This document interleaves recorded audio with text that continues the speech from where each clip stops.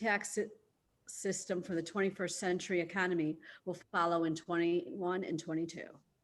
He's a frequent guest, as many of you have seen him on NBC, CNN, and Bloomberg News, among others. Hey, folks, to the Philadelphia Inquirer many years ago. Johnson has been called the de facto chief tax enforcement officer of the United States because reporting shut down tax shelters Congress valued at more than $250 billion and prompted two presidents to change their tax policies. He is the only journalist as a broadcast chain to shut down because it illegally manipulated news and weather reports. He has exposed foreign agents, spies, and solved cases. Since at age 19, he became a front page staff writer for the San Jose Mercury. The father of 8 is editor in chief at dcreport.org, teaches at Syracuse University College of Law, and pre pandemic lectured on every continent except Antarctica about Trump ethics, journalism, and tax policy. Please welcome joining David Cay Johnston. Well, thank you very much, Dana. That was very nice of you. Welcome on this chilly Friday afternoon. Let me briefly tell you what I think is happening and will be happening shortly with Donald Trump and our country. My colleagues and I, we're all pensioners with a couple of exceptions, started DC Report, which is nonprofit and ad-free, as a public service because we were concerned that our peers in journalism would do an excellent job of covering White House or palace intrigues, but not the damage that would be done to our government by the people I call political termites.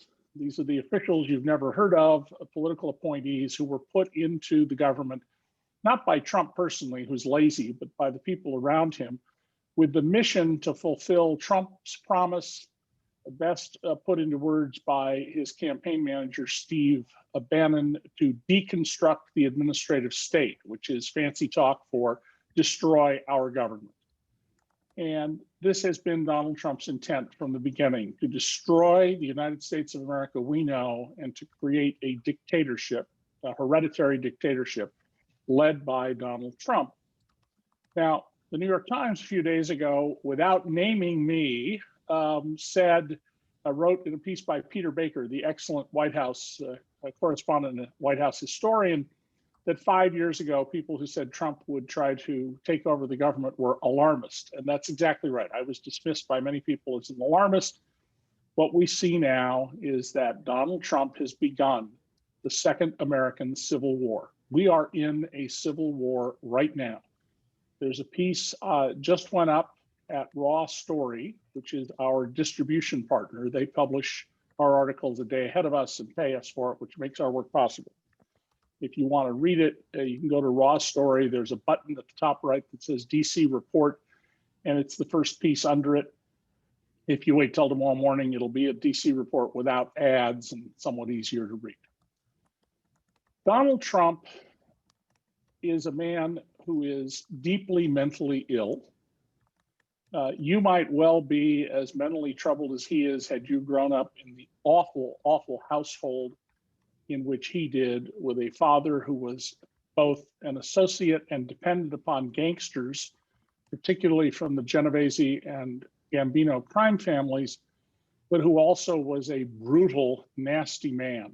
He used to take his sons with him when someone had to be evicted so that he could humiliate the evictee and tell his sons this was how to treat people.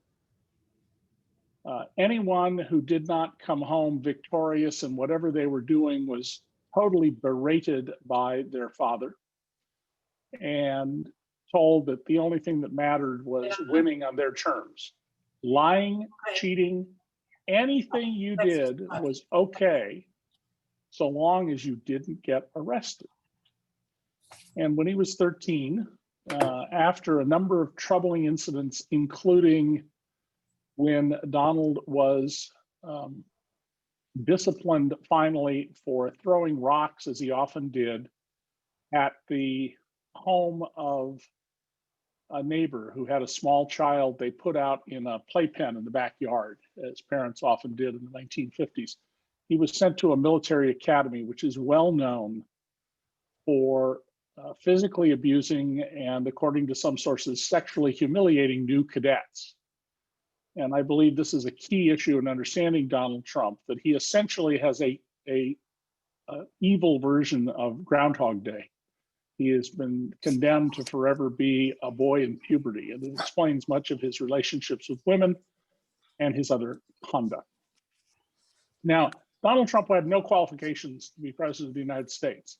He is not a billionaire. I first revealed that in the Philadelphia Inquirer back in 1990. We ran a story above the front page masthead that said, as its lead, "You are probably worth more than Donald Trump." He had a negative net worth of $300 million, which I had reported earlier in the paper. Donald called me a liar. He had to produce documents proving I was telling the truth. He's a con artist, and he makes his money by lying, cheating, and stealing. The only known case of cheating customers at an Atlantic City casino was at Trump Castle. Anyone who watched his television show and understood business would no doubt believe that he's an idiot. None of the things that are taught in business school, none of the things I know about business leadership, I'm married to a CEO, would fit with the way Donald Trump conducted himself. So, as president, Trump did not know what to do. And I predicted in 2017 in writing, for example, that were a pernicious virus to get loose and hopscotch around the planet on jetliners, causing a pandemic like the one that killed Trump's grandfather a century ago, he won't know what to do. Which is exactly what we've seen. Throughout the presidency, what Donald Trump has done is tried to make money off of it. If you watched on television as his motorcade went from the Capitol to the White House, very sparse, thin crowds, unlike when Obama had his first inauguration and the sidewalks were deeply packed. He stopped the motorcade on the way. The whole family got out and took a turn on the pavement. It lasted exactly 2 minutes. Not one television network or major newspaper reported where they stopped. They stopped in front of the Trump Hotel. But the lobbyists, the influence peddlers, the foreign governments all got the message because they saw where he stopped and understood the message. You want something from this administration, you will pay tribute to Donald Trump. And pretty soon, his bar and restaurant were doing $68,000 a night in business. Unbelievably huge numbers for a restaurant and a bar. Of course, a glass of milk was $8 and cocktails started at $36. And since then, we have seen Donald Trump not only denounce our intelligence agencies, law enforcement, and public health officials, but assert again and again that all the judges that have ruled against him, including his own appointees, are illegitimate. I was on Iranian television a few days ago. I'm on Iranian TV about once a week because I want them to hear some honest things about America. And a Trump supporter was on saying, it doesn't matter what the courts say, they're all illegitimate. He succeeded in turning a large number of Americans into hating the independence of the judiciary, which is crucial to our liberties. He, having undermined two branches of the government, his own and the judiciary, launched the attack January 6th on our Capitol. Now, defenders will say, oh, he said he wants peace and whatnot. During the attack, he went on television and said of the attackers, we love you. It doesn't matter that he sent a mixed signal. Donald often talks out of four sides of his mouth at the same time. What matters is how his audience perceived his message. And they took the same message that they got when, in another talking out of multiple sides of his mouth, Trump said after the Charlottesville attack that the Nazis who marched with Nazi slogans were included very fine people. This is a key element of what Trump does. He muddies the waters in statements, but the people who are listening to him, who believe in him, are getting the message. There are literally websites out there which will tell you that Donald Trump is a god. And there are others that will tell you he's God's appointee. And there are even people who will say, well, he's an evil man, but God often uses evil men to achieve his purposes. By the way, while Trump tells people all the time that he's a Christian, in one of his books, he spends 16 pages denouncing Christians as fools, idiots, and schmucks, and says that his life philosophy is a single word, revenge. You can't be a Christian and believe in revenge as your philosophy. And for those people who've said to me, well, he's changed, he's repented, I've had pastors say this to me, I point out that just last year, less than a year ago at the National Prayer Breakfast, he said he could not turn the other cheek. He could not forgive. He wants revenge. One of the reasons people who support Trump are so backing of him is that he constantly says, I love you. At every rally, he tells his audience, I love you. And who are his audience? Well, they're people who we as a society have treated badly. And we should all be ashamed of what we have allowed to happen. The bottom 90% of Americans, that's everybody who made less than $134,000 in 2018. The bottom 90% of Americans in 2018 had a smaller income than in 1973. Now, obviously, I'm adjusting for inflation, but they only got 50 weeks income in 2018 compared to 1973. At the same time, for every dollar of equity they added in their homes, they took on $2 of debt. Pensions are mostly gone. Healthcare is radically more expensive. And perhaps most importantly of all, no job in America is secure anymore. Not any, not even tenured professor at a university. Nothing is secure. That is not the way it was in 1973. People who have seen their lives fall apart, even though they played by the rules, they went to work every day, but their jobs went overseas when we closed 97,000 factories in this country. Not all of them closed. Some of them would have closed because of efficiency, but many of them moved to China and now from China to Vietnam. They are legitimately angry. And yet, we denigrate them. We call the people who live in the middle of the country flyover country people. That is a breeding ground for someone like Donald Trump, who wants to be an autocratic leader and to rule by decree.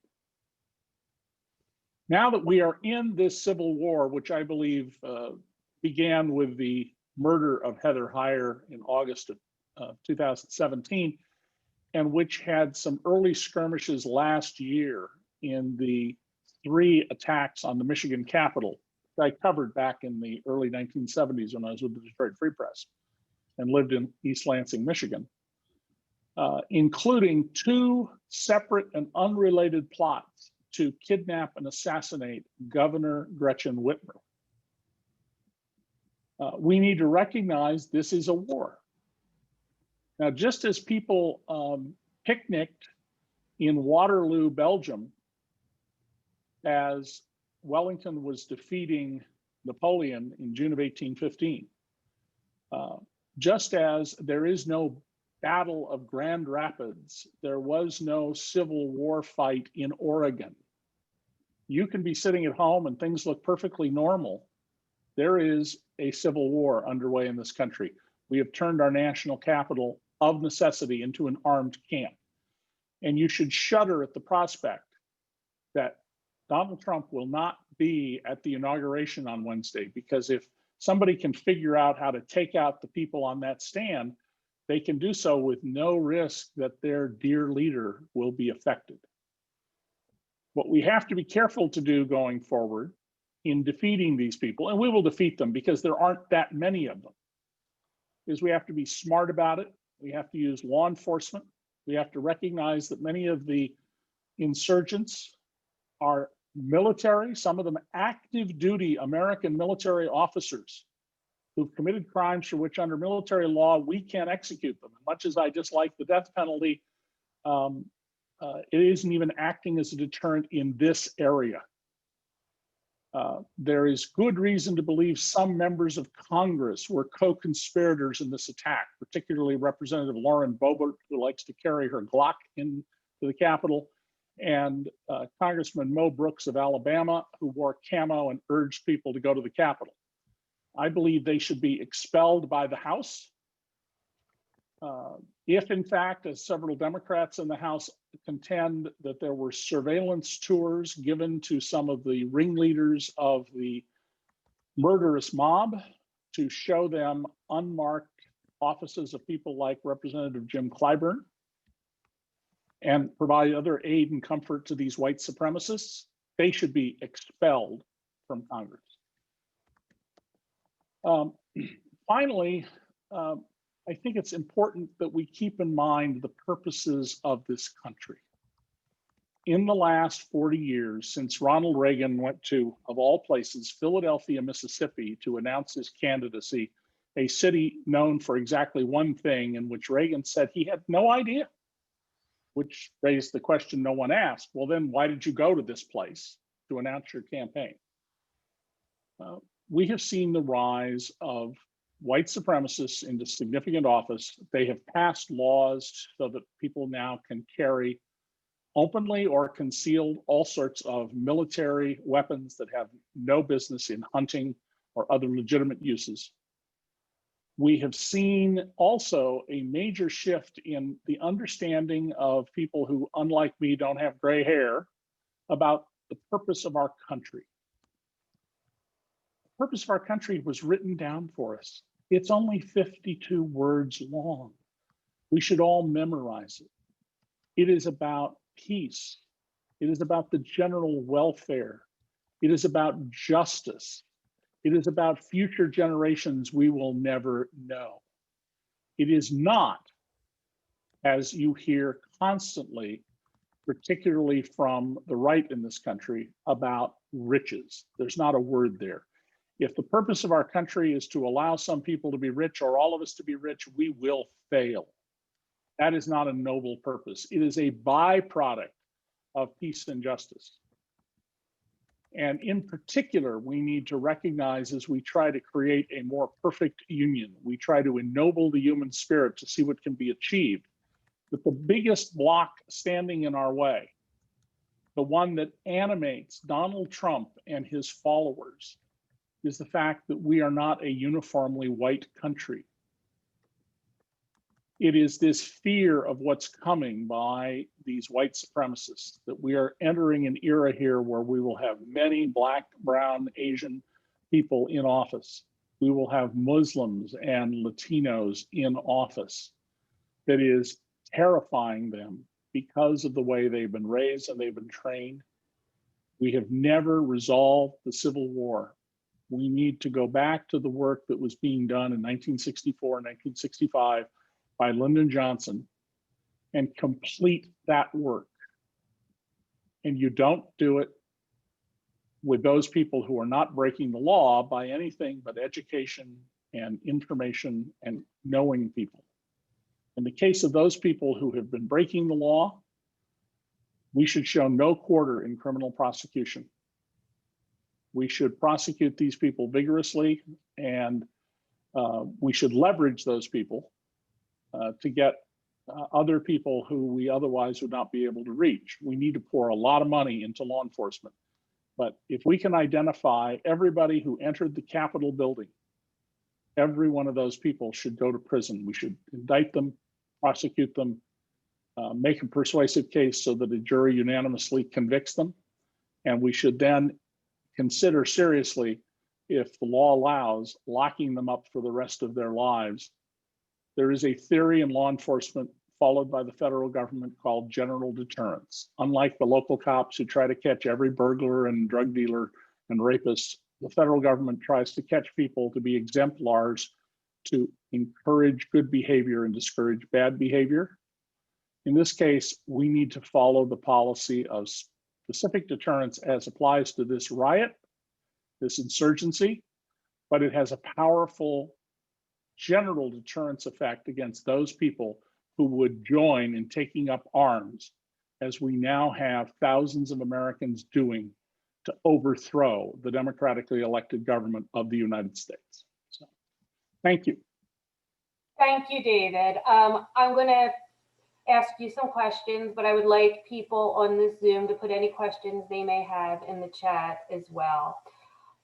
In your books, you've said, and in talks you've given, you said the media has focused on the wrong thing in its coverage of Trump, Twitter feuds versus the real damage he has done. Now that he, thank God, is about to be gone, what do you believe is the most significant damage he has done to our government and its structures? And do you believe a Biden administration will be able to repair that damage? Well, most of the damage that's been done, we can repair. First of all, Donald Trump has made us a laughing stock. During Trump's administration, I've been all over the world lecturing and just stunned by the fact that from high government officials and the national media people to chambermaids in my hotels and bartenders, there is this revulsion over Trump, even among people who are, it's very clear, are rather authoritarian in their nature. They understand the man is a buffoon. That can be repaired pretty easily and quickly. Rex Tillerson, who was, as head of Exxon, basically running a private government, it has its own army and its own diplomatic corps, has given a new interview where he lays into Trump pretty heavily. More concerning at home is the destruction of records that could be used to enforce environmental laws and the turning over of a great deal of land, water rights, and the like to companies that pollute or damage the environment. And then there are these children who we kidnapped and separated from their parents, clearly on the direct orders of Donald Trump and his minister of hate, Stephen Miller. Stephen Miller, by the way, when he was the valedictorian of his high school class in Santa Monica, California, had to be taken off the stage because he uses an opportunity to go into a rant against non-white Christian Americans. He is the White House advisor closest to Donald Trump and who Trump has listened the most to. So you have been writing about Trump for, I think, 33 years. Was there anything over the last 4 years that he surprised even you? That he took one step too far, even from what you knew about him? What did you find? Yeah, what surprised me, Jill, was that he didn't accomplish more through the people around him.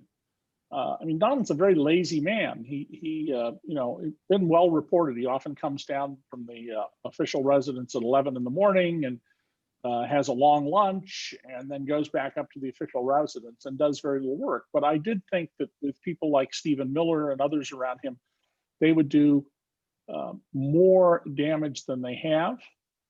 He hasn't. Donald also has some shortcomings. You know, he despite his television show, he can't bring himself to fire people. And I was concerned in the beginning of this, and I said so publicly. I said, if Donald, who has said he hates me more than any other journalist in the world, I'm sure I'm no longer at the top of his list, but this was 4 years ago, he could find an excuse to sweep me off the streets and hold me incommunicado, he would. And others of us who know Donald well expected that too, and he didn't. And I think that just goes to the fact that, like all bullies, he's also a scared little boy. Now, when Trump leaves office, he appears will face a plethora of different investigations, you know, whether or not they will lead to charges. So the Attorney General of New York, Letitia James, the Manhattan DA, Cyrus Vance, among others, will be investigating him. I know you know a tremendous amount about his banking and tax policy and tax problems, so to speak. Could you talk about what you think these investigations will be, like what charges will Sure. come, Sure. and what do you think will the end result? And then also speak to his children as well. Will they face the same sort of charges? Sure. So without going into all the civil cases that are about to explode on Donald, Cy Vance, the Manhattan District Attorney, who has gone very soft on the Trumps in the past, is clearly, once he gets his hands on the business records of Donald Trump from before his presidency, is going to indict him for business records fraud, which is a serious crime in New York, insurance fraud, and tax fraud. And this is just garden variety cheating. And Donald Trump, why has he not been caught? Well, I wrote a piece about this at DC Report. Basically, Congress has created a system in which if you are an owner of multiple enterprises, and there are people out there who own 6,000 corporations, you have very complex international finances. We don't have the resources to go after you. So people in that category like Trump just cheat wildly and get away with it. And in my Trump biography, I tell about the 2 income tax fraud trials Trump had, both of which he lost and which showed that he was just a blatant tax cheat and a forger. He committed forgery. He should have been arrested back then for this. Letitia James, the Attorney General of New York, who's elected independently, is pursuing what on the surface is a civil case, but I think it's quite clear it will morph into a New York State RICO case. We have a racketeering and corrupt enterprises statute in New York. And if he is indicted, immediately prosecutors can seize all property of his that they can show is the fruits of his criminal enterprise. Well, everything he has comes out of the Trump organization. And hold it. They'll have to give it back if he's acquitted, but they can seize it all. In Fulton County, Georgia, which is basically the jurisdiction laid on top of the city of Atlanta, he is under investigation for trying to stuff ballot boxes. That's a criminal offense. And the District of Columbia Attorney General has made a very clear statement that he doesn't care who you are, what office you were holding at the time. If he can build a criminal case against you for the attack on the Capitol, he will. And I think that was a very clear shot across Trump's bow. There are people who have gone to prison for doing far less in terms of inciting a riot than what Donald Trump did.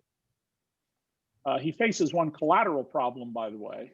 Imagine you're one of the insurgents. And maybe you're the person who was shouting, as recorded on videotape, "We were invited here. The president told us to come here." Well, you're going to probably try to subpoena Donald Trump and call him as a witness in your defense to mitigate the damage in the eyes of the jury. Whether or not there'll be any other cases, I don't know, but there is one that would be very easy to do.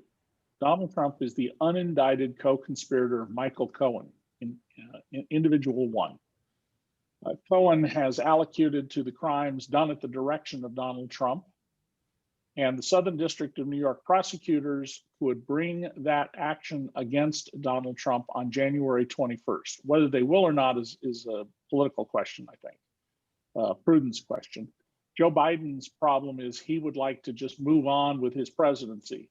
He's confronted with the same issue that Barack Obama was, when thousands of corrupt bankers should have gone to prison for fraud, but instead Obama decided to leave these criminals in place. And because he thought it was better to work on rebuilding the economy. Biden's going to want to do the same thing. I think that would be a terrible mistake, because if we don't hold Donald Trump strictly to account, somebody who has all of his charisma, his ability to attract a following, but who's disciplined, hardworking, steeped in philosophy, and knows how to manipulate the government. Like, I don't know, Tom Cotton is, I guess, my prime example, or maybe Tucker Carlson, can become president and make themselves dictator. Do you think his children will face charges, like Don Jr., Ivanka, even Jared? I mean, they seem to have been engaging in business the entire time they were holding whatever positions they had within the government. And it looks as if from that, Stop the Steal rally that led to the invasion of the Capitol, Don Jr. was one of the major people, inciting the rioters. Well, Jared Kushner has the biggest problem in that there's good reason to believe he was complicit in the murder of Jamal Khashoggi. And if he is, he can be prosecuted both by the state of Virginia and by maybe by DC, one or the other, and by the federal government for complicity in that murder. He is reputed to have been the largest requester of national security documents in the White House, more than anybody in the national security team. And when the wealthy Saudis were rounded up and held in the Ritz-Carlton jail, it's believed that it was U.S. intercepts of business dealings. We basically scoop up all the financial transactions that flow over electronically around the world, that he gave those to the de facto ruler of Saudi Arabia so that he could beat these people into submission, and in one case murder one of those under suspicion. The other children have various problems they will face. Whether or not they get prosecuted, I don't know.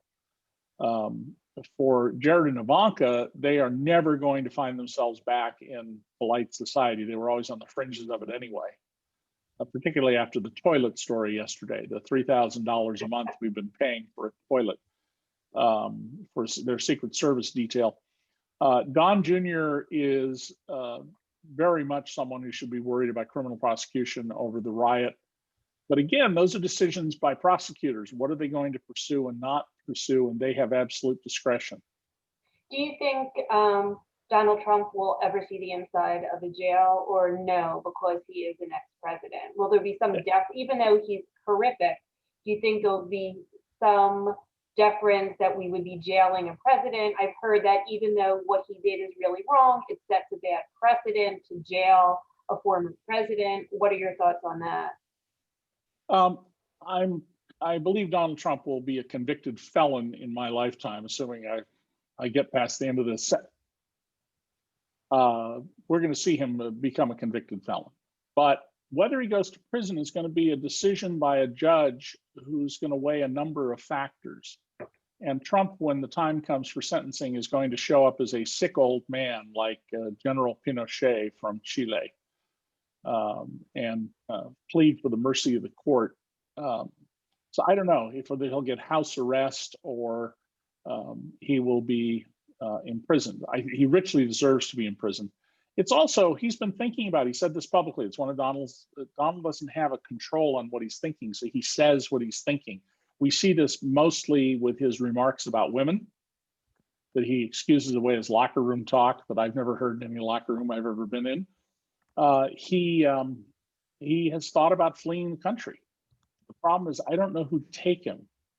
If he did flee the country, the economic pressures the American government could bring on any government to kick him out would be enormous. So Donald Trump has been raising money off this Stop the Steal campaign. And apparently I read, I think in the Times today, that he has $300 million, in money that he's raised. What happens to that money? Does that become a slush fund for him? Because it seems like he may be bankrupted everywhere else. So can he use that money for his own personal living, or what happens to that? Donald Trump could absolutely use that money for his own personal living. He can't use every dollar of it because he has to show that some of it was spent on the stated purpose for which it was raised. So he's going to have to pay some of it to lawyers. Donald is famous for stiffing lawyers. He just announced he's not going to pay Rudy Giuliani, for example. But so long as he uses some of it, and that's an unspecified amount of money, enough that he can say, I did what I told donors I would do, he is not subject to fraud charges. And apart from that, oh yeah, he can and he will spend this money on himself. He will continue to be able to raise money doing this. He has an online company, through which he sells, I kid you not, Trump deodorant.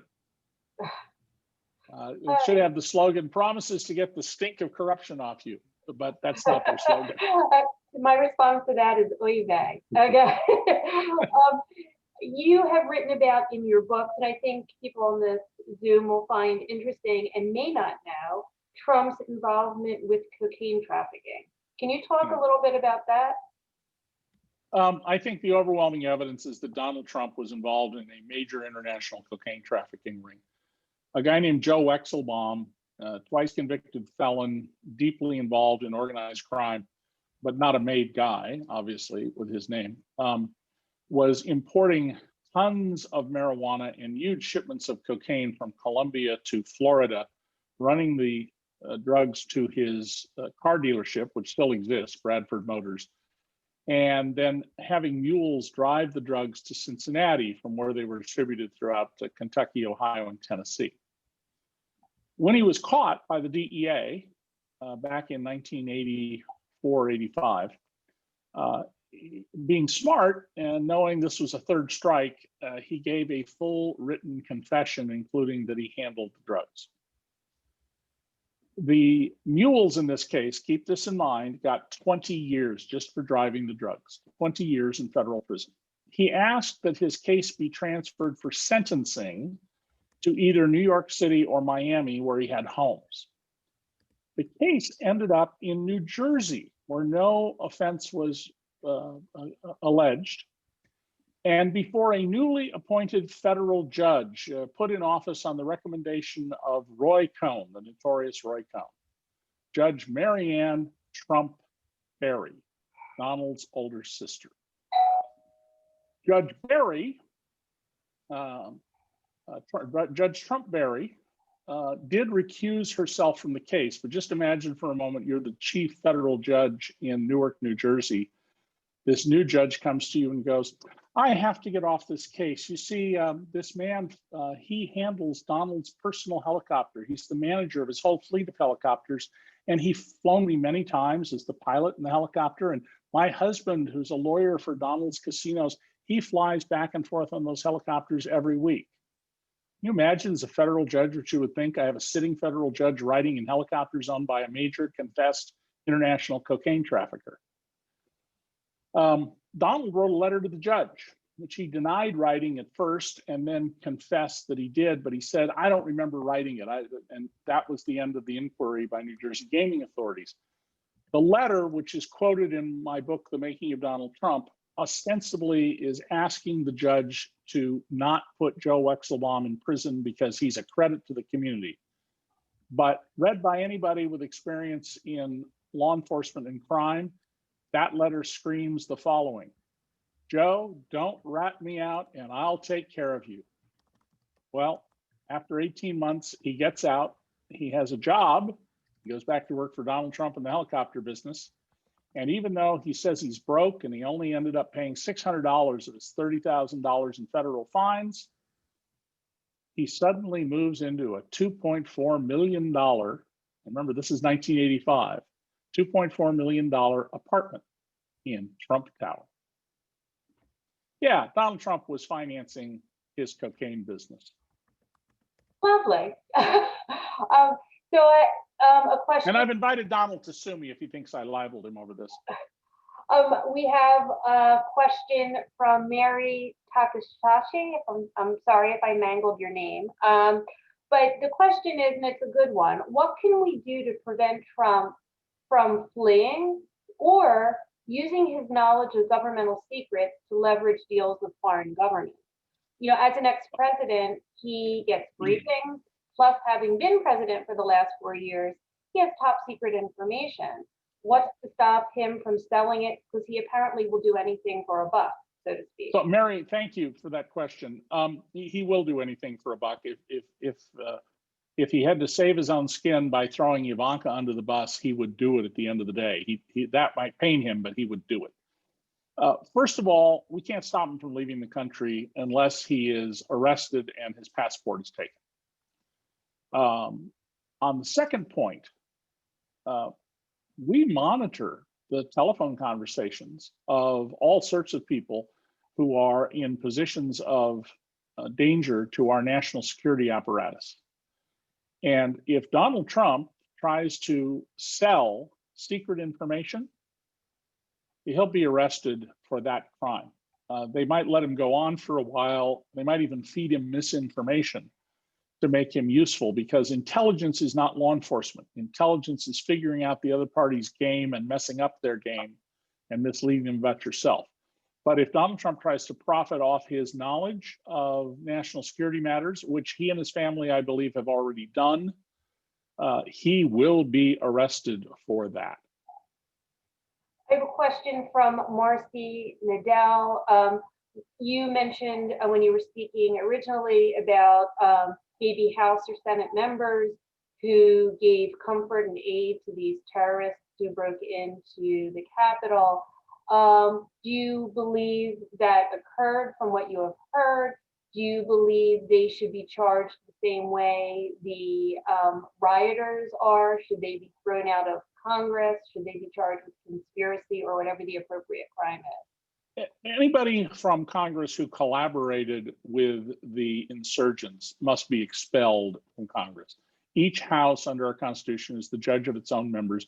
We have expelled people over sexual relationships, Black men, white women. I know you're all shocked to hear that. But they need to be expelled. Whether they've committed a criminal offense has a level of proof that likely can only be achieved by leveraging the people they took on a tour. Now, if you're one of the leaders of the attack and you were given a guided tour and told this place, this, that place, that by a member of Congress, that's something you can go to prosecutors with and say, okay, look, instead of 20 years, how about 10 years if? And then it'll be a question of whether juries believe these people in what they're doing. Do I think there was likely collaboration? Yeah, we in fact know that because Representative Boebert, who loves to carry her Glock, texted the location of Speaker Pelosi as she was being hunted by people who intended, if they could get their hands on her, to execute her on national television. Okay. So the problem, though, is larger than Trump. I mean, the GOP is infected with this Trumpian virus. You have Ted Cruz, who is someone who graduated Harvard Law School. You have Hawley, who graduated Yale. They seem to be playing a very dangerous game. You know, I live in Pennsylvania. My next congressman one over from me is a guy named Brian Fitzpatrick, who's a former FBI agent, and he knows better, but he voted not to impeach. You know, what do we do about Ted Cruz, Josh Hawley, and, you know, all but 10 of the GOP Congress folks who voted not to impeach and are willing to go along with the idea of the election being stolen or more of a broad Trumpian agenda? Okay. You know, I grew up in California, which is relevant to this point, because in the late 1960s, the first news articles started to appear saying that the Republican Party had to change because the demographics were that by 2020, I think by 2010, California would not have a majority Anglo population. And if you wanted to win election, you had to start accommodating and adjusting to and taking up the causes of the Latino community. The Republicans can't do that. They appear to be completely incapable of doing that. They are the party of white supremacy.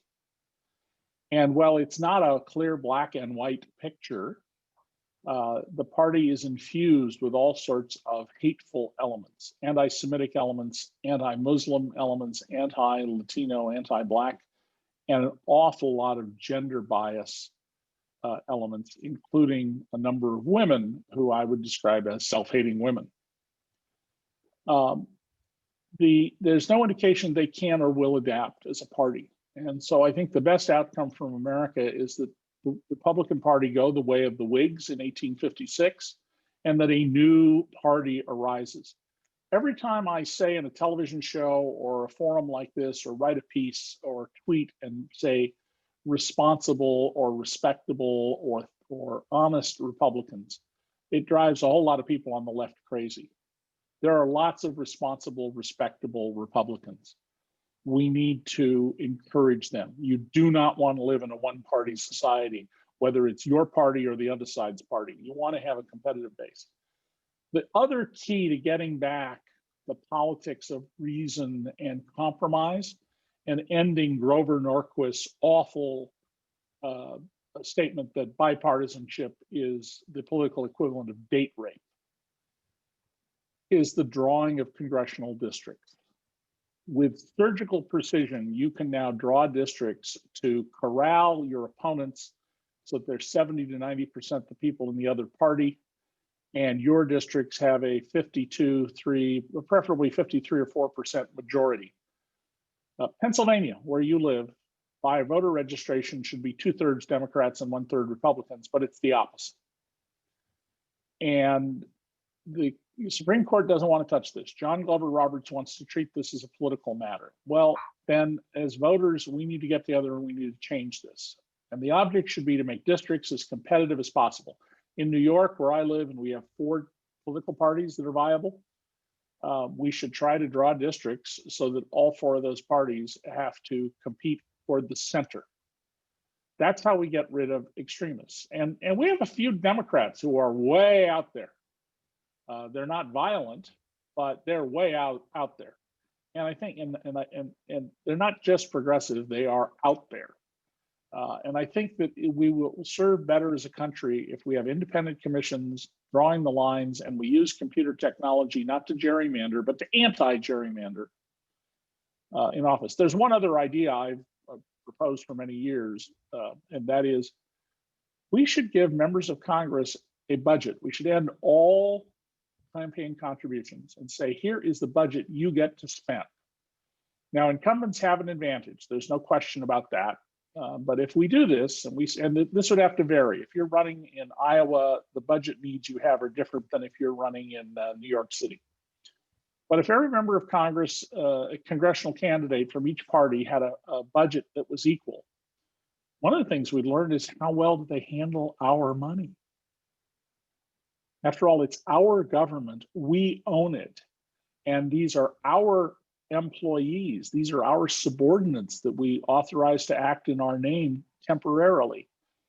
So one of the big problems is the money. I've interviewed over the years more than 100 members of the House and the Senate, and every single one of them hates the way they have to beg for money. They find it humiliating, but they also are risk averse. They're afraid of what would happen if we change. But the devil I know being preferred to the devil I know. I agree with you. I think there should not be, I think PACs like mine that raise money should go away, that everyone should be given a set amount, and that's the way elections should work, as well as shortening the election campaign time frame. Oh, yeah. What are your thoughts on the Electoral College? There's that multi-state compact idea. There's the idea of getting rid of the Electoral College. Yeah. What is its impact on democracy? Because if you look at the last several elections, the Electoral College would make the election closer in many ways than it actually appears. So what are your thoughts on that? It's interesting. We elect presidents by land, not by people. And it just makes no sense whatsoever. I mean, I think we should eliminate the Electoral College. And I understand the concern that people make that if you live in Keapaha County in Nebraska, the least densely populated county in America with about 600 people, that no one will pay attention to you. Does anybody pay attention to you now? We should go to popular election of presidents. And this is, after all, the Electoral College was put in place for 2 purposes, one of which it still serves and one of which is atrophied. First, it was put in to make sure that the most retrograde forces in the new government in 1787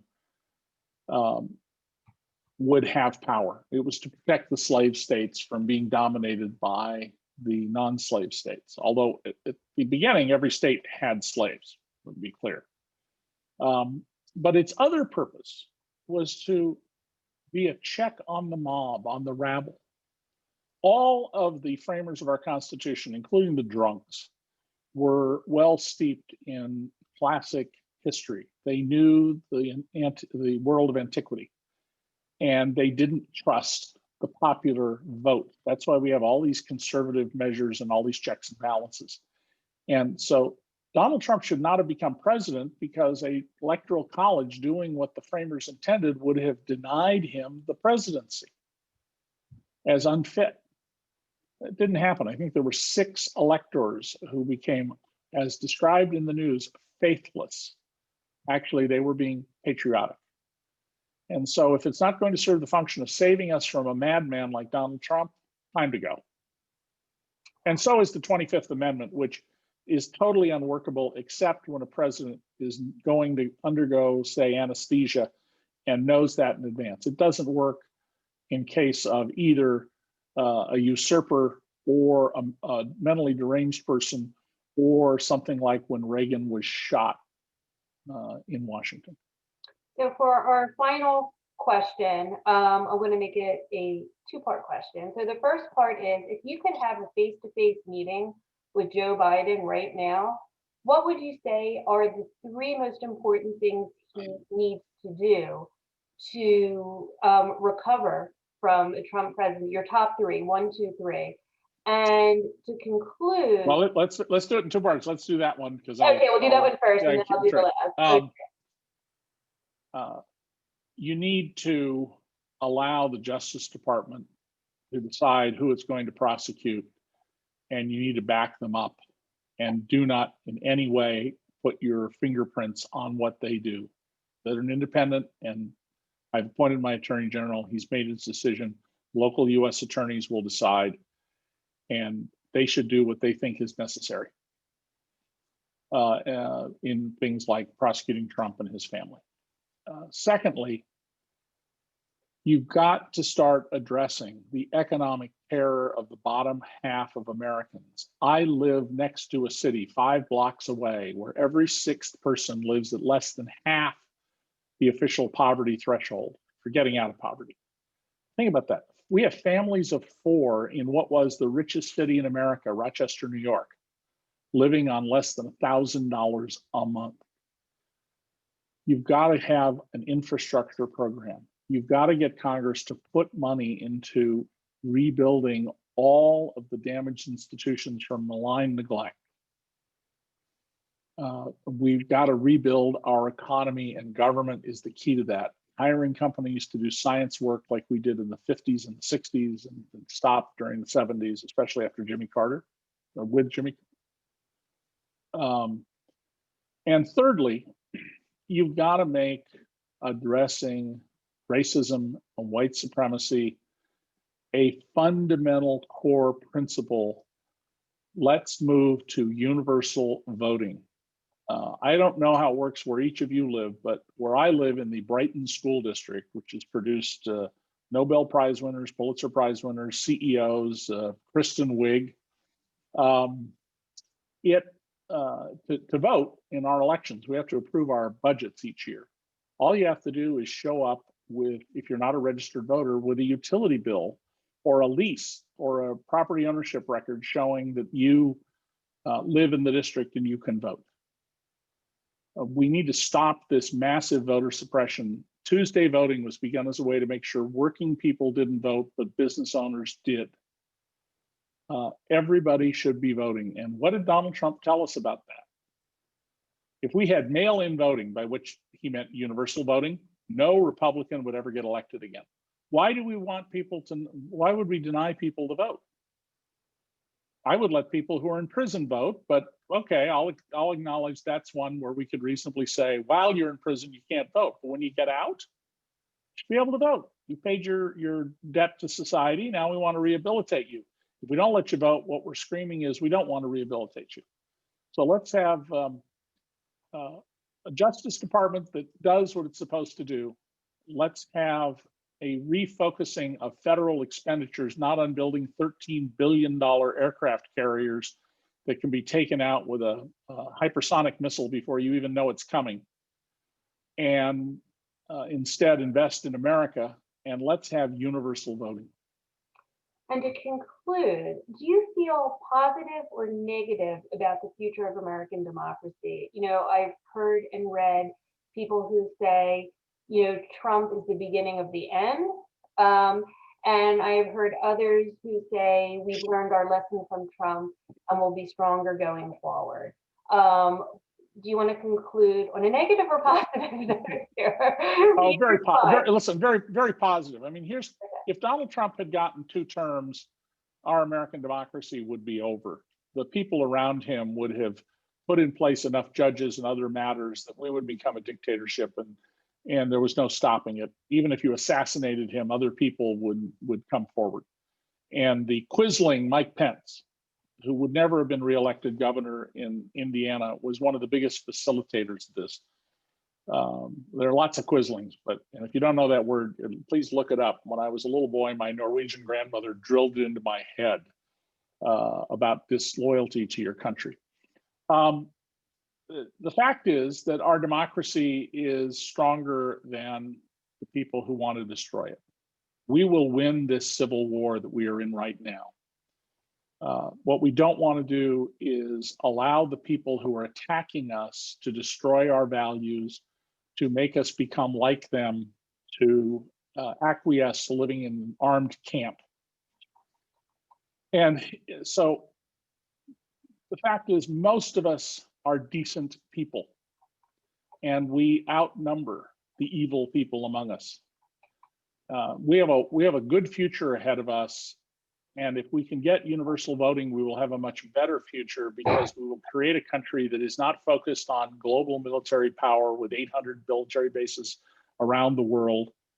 We will not be focused on oppression of minorities and the massive jailing of people of color and the huge expense that goes with it. And we will start funding, as we should, education in America, taking care of small children who are helpless, the enduring minority that will never go away.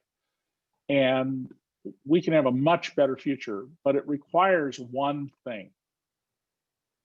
We have to recognize that we own our government. At DC Report, we always refer to our government and our Constitution. And we tell people, act as an owner because you are.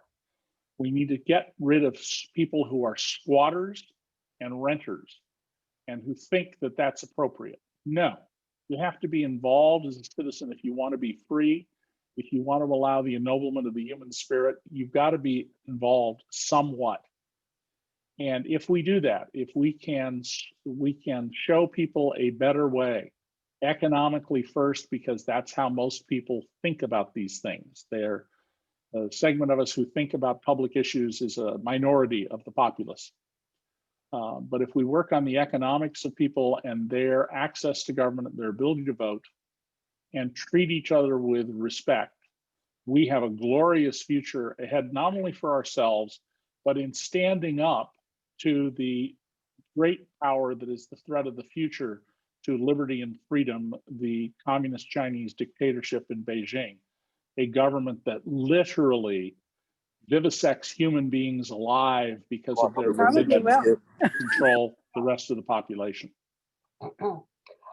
Thank you so much for being here with us today. This was fascinating. I could talk to you for another hour.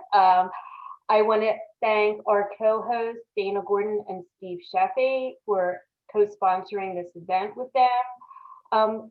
Please check out our other events. Democratic Jewish Outreach Pennsylvania has Cooking with Michael Solomonov on Tuesday if you want to cook with him. And we have an event on polling with Jeff Pollack on January 27th. I strongly encourage you to buy David Cay Johnston's, he has 2 new books coming out. And if you have not read his 2 prior books, they are fabulous and they're a very quick read. It's even, I'm sorry for my little pink tabs, but it's even worse than you think.